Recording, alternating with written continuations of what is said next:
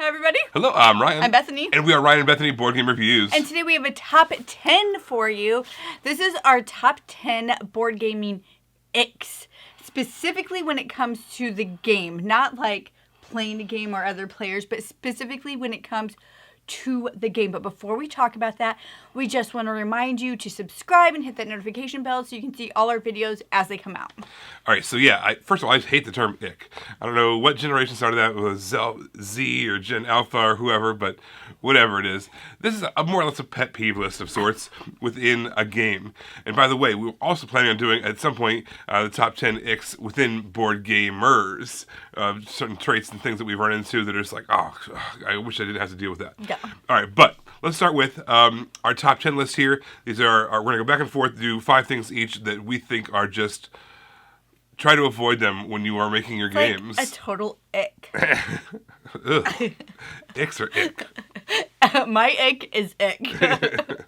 All right, so my number 10 is endless expansions. I feel like there's games that are great and you do want more content with them, and that's totally fine, but sometimes it gets a little ridiculous, I feel like. A great example would be Dominion.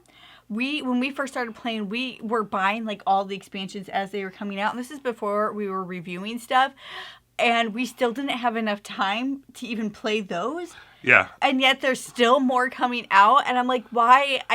We have something like 12 expansions, and that's like half of them. Yeah, and we can't and there's even promo cards, play them. And we used to be completionists, and so we had to give that up. Yes, we did give that up, which is a good thing. It's a good hurdle to get over. But endless expansions give you a huge, like, sense of FOMO, and I don't know, it's almost stresses me out. I guess it's more of a stressor than an ick, but endless expansions. All right, so our number 9, this is long party games. Games that call themselves party games, but they last way too long. To me, a party game is something that you're going to play with a large group. It has a short rule set and a relatively short play time as well. Yeah. So that way you can get someone who's a non-gamer. Come on over here. Play some Telestrations. Play some Blank Slate. Play some, whatever it is. It's going to be really quick, and you're going to have a great time. Yeah. And then you get them hooked, right? And there's some of those times you play a game that's just like, come on over here, we're going to play a party game. And you start playing, and it's like, oh, this is having the adverse effect. Once phones start coming out, and it's like taking way too long. Okay, if you have a party game, make it snappy, right? You want to get people hooked and get them in and out so that way they want to play more games in the future. If it's a longer party game, don't call it a party game. It's not. It's not a party game. It's not a party game. That's just, that's a whole different thing. Yeah. Or make it so it caps out at a certain player count or something like that, Long party games, no thank you. All right, our number 8, and luckily we do not see this in a lot of games, but it is non-rounded edges in cards. So the pure square where they have the pointy bits on cards, they will get banged up. They just will. Not everybody sleeves everything. Not everybody can, afford to sleeve all of their stuff. And so you just need to make the rounded edges. Luckily, we are spoiled. The majority of games have rounded edges, but we recently played a game where it didn't. And I was like, what are these people thinking? This is like the worst decision ever. You can mess that up just by taking it out and like starting to get everything set up. So edges on cards that aren't rounded. Ugh. Our number 7, and this is a big broad category, but I'm just going to say bad rule books. There's so much that can make a rule book bad. I've read through a ton of rule books, literally like thousands at this point. Literally thousands of rule books I've read through. So I feel fairly qualified to read through a rule book and know whether or not this game, it has a good rule book or not. Yeah. Not having good enough examples, having examples contradict the text of the gameplay, not arranging it in such a way that it makes sense teaching-wise. If they did it, not having the components list up front, so that way you kind of know what things are referenced and what things are called, so that way you know what they are when you're setting up. Having too much like extra text. Yeah, big like fluff in it. Yeah, exactly. There's just so much that goes into making a rulebook bad, and there's so many offenders. I feel like over the past, we've been in the hobby now a little over 10 years, and I feel like rulebooks have gotten better overall. Yeah. But there's still way too many games that fail my good rulebook rubric. Yeah. I don't feel like you're asking for too much either. Like, a good editor can clean all of that stuff up. Oh, yeah. Oh, and then just, speaking of that, just typos and grammatical errors. What are you doing here? Yeah. And I get there's some, like, language, translation errors and things like that. I get that. I have a lot of grace for that, but still. Stop with those bad rulebooks. All right, our number 6 is when you're setting up a game, and you're reading through the rules, and you get it all set up, and at the very end, when you have it set up, it says, check this page for 2-player setup. And you're just like, but I just set it up. Why in the world did you do that? And sometimes it's not even horrible. And most games are like, for 2 players, use this many cards. For, 3 to 4 players, use this, whatever, stuff like that. Most games have that. But every once in a while, you set everything up and they're like, oh, by the way, you have to go back in and change all of this stuff. You have to let me know that beforehand. Like, there's a special 2-player setup on page 11. Awesome. Like, go through steps 1 to 4 and then special whatever on page whatever. Like, that is great. But you would be amazed at how many times that does not happen. Yeah, put it up front. All right, so our number 5 actually kind of carries off of that a little bit. This is involving 2-player variants. Yeah. So on a box, a game might say 2 to 7 players. But what it really means is it's 3 to 7 players with a 2-player variant that they've cobbled together with the, you play a version of the game, but it's not the normal game. Yeah. Or, so I just notate that on the box somewhere. Say 3 to 7 with a 2-player variant or something like that. So that way we know. And I've seen some games do that more recently. But yeah, 2-player variants that don't play similar to the main game shouldn't be listed into the player count. It's going to affect our review of it, actually, because if you're advertising it as that's how we have to review it.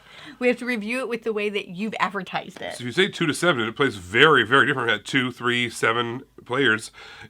We're going to say that, and we're going to say it in a critiquing way. Yeah. Unless you advertise it that way. I know there's a game coming out that we're going to be talking about that's like, it's a 2-player is this style of play, 4 players this style of play. And so it kind of tells you that up front. Yes. And that's totally fine and totally different. That's actually a feature, because then it's like, oh, you get 2 kinds of styles of play out of 1 box. Yeah. But when you just because it's so, out there, you know exactly what you're getting. Yes. Yeah. All right, so our number 4 is weird, unnecessary terminology. And so sometimes people get really into the world that they're creating with a game, and instead of using terms that people know, like deck or discard pile, they have to use stuff like my robot bit collection or like the junkyard pile, or just stuff like that where it's too much. Like, I know what a deck is. Just call it a deck. Make it easy for me to play your game. Don't get so involved in your world that you have to create all these interesting terms and terminology. So you're taking me out of the gameplay because I'm like, what are you even talking about? You want to create phrases and words that are going to make me as a gamer, like, able to play your game quicker and able to get into it quicker. This happens so much. It happens so much. I would say you'd be surprised, but you wouldn't be surprised. You've all played games. You know exactly what I'm talking about when people have to feel like they need to get so involved in the theme that you have no idea what they're talking about when you're reading the rule book. You're like, what the fudge? What does it even mean? Yeah. Yeah, I've definitely seen that in a lot of rule books. It's like, instead of just like draw a card, everyone knows what draw a card means. Yes. It's like, prime your engine or something like that. Like, no, that could be what it's doing thematically, but just say draw a card. Yeah. Just say that. You can say, like, prime your engine by drawing a card. Right. Yeah. All right, so our number 3, this is kind of a little bit related to that, where the theme gets in the way of the gameplay. So specifically, I'm talking about graphic design. Graphic design getting in the way of being able to play the game. Yes. So this could be, we've seen games that have like this gorgeous art, really cool, intricate art, but it's so busy, the card's so busy that the text, you can't hardly understand it or read it. Or maybe the font they're using is so thematic that it's like blends into the background. You can't read it. It's very cursive-y or something like that. Things need to be clear more than they need to be thematic. Yes. So if you can do both, that's the best. But if your graphic design of your layout of your board or your cards or something like that gets in the way of the ability to play the game, that's a problem for me.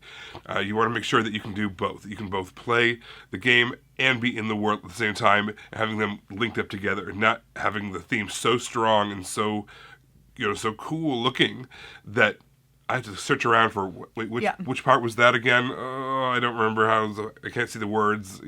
Yes. Yeah.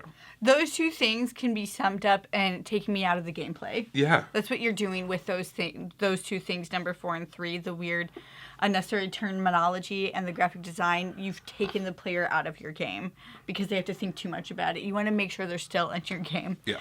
All right, so my number 2 is when a game that needs one doesn't have a player aid. Oh my gosh, drives me bananas. Especially if they have, like, in the back of the rule book, here's all the terms you need. Okay, but there's 4 of us playing. We're just supposed to, like, pass this around amongst each other? Yeah. Or you can make a photocopy of it. I remember, what game was it? There was a game that suggested that. Yeah. And I can't remember what game it was now. It was a while ago. But I'm like, just give me something. And here's the thing that really is awesome about player aids is when somebody is learning the game and you're teaching them the rules, they can see that on their thing. And so they hear somebody talk about it, and they see a little synopsis of that same action, they're going to remember it better, and they're going to be able to play it better when it comes time.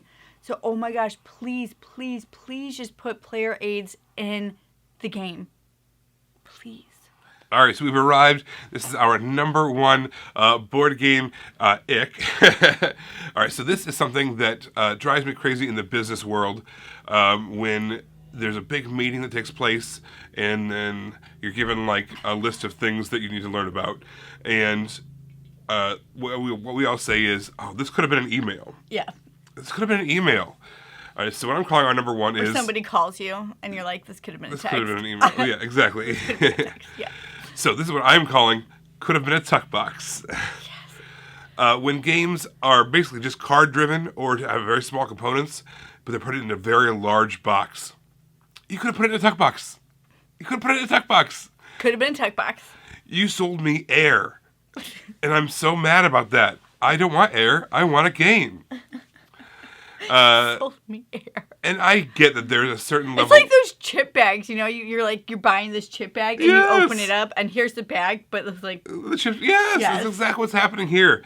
I get there's certain levels of marketing that goes into that, too. Maybe it's something where...